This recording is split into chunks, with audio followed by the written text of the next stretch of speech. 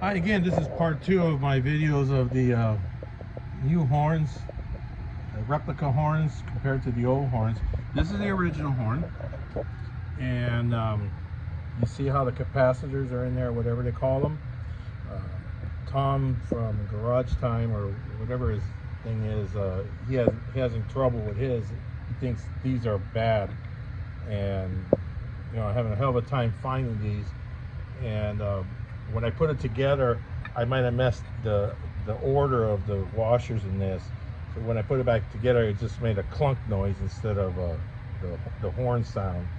So what I'm going to do is take this apart, sandblast all the nuts and bolts, the washers in here, get new those fibrous washers, those kinds that you use for electronics. And then I'll look at Tom's video to see how in the order he put his together, and I'll put them together, and then they're done for now. If I have to put an outside resistor to make these 12 volt, I will, but at the moment I could carry on my build without having to worry about my horns. But look at the horns that are the aftermarket ones. They have the same kind of style. The only thing it doesn't have is the hole where this part goes, in there, and in this part doesn't have the hole. So they just cleaned it up a little bit, so maybe that was a problem. But this is a little bit later technology. But look at it still has the I don't know what you call it, capacitor or whatever it is. I'm not an electronics guy, so bear with me. But if you look at this and you put them side by side, it's almost exactly the same in dimension and everything.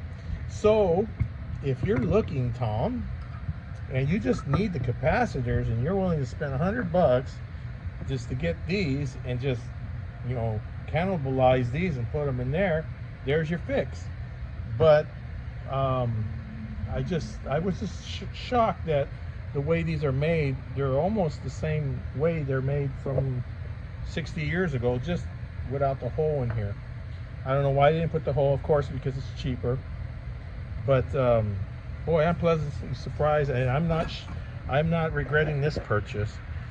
What I'm going to just do is dechrome these, paint them black, get the correct emblem in here, and just install them.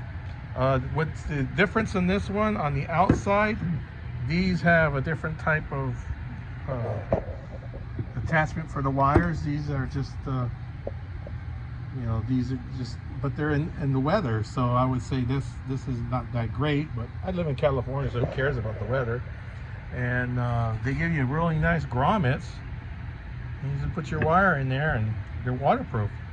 So I bought these from a guy in Turkey, and I was afraid, but boy, the shipping was amazingly fast. I only got them in a week. So and it has the correct I don't know what these are bars for vibration. These are thicker, of course, because they're older, but these will fit right in there. I might just put these on here, or just paint these. What does it matter?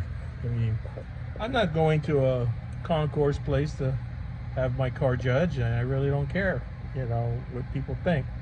But I want safety. I want my car to.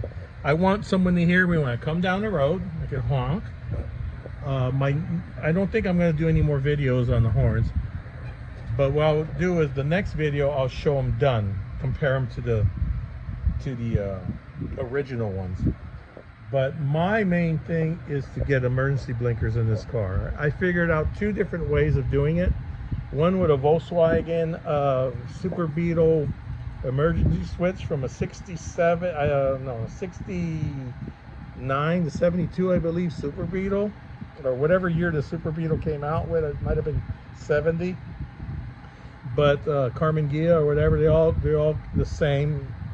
That is a bit more complicated to do. You could use your original flasher to work with it, but I'm just going to make it independent. I'm going to run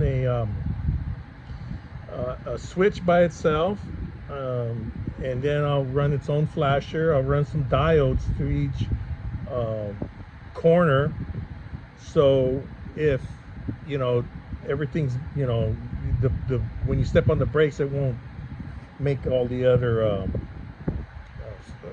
lights go on, so that's why you need dials, so it could be a one-way. But I'm going to do the video on that.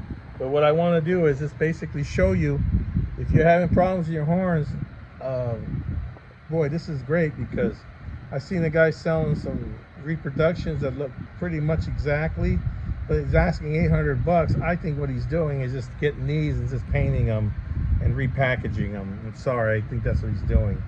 So you can save yourself some money and buy them for 100 bucks, between 100 and 140 dollars, and you got some good horns that work. Thank you very much for watching my video, and I hope everything works out great for you guys. God bless.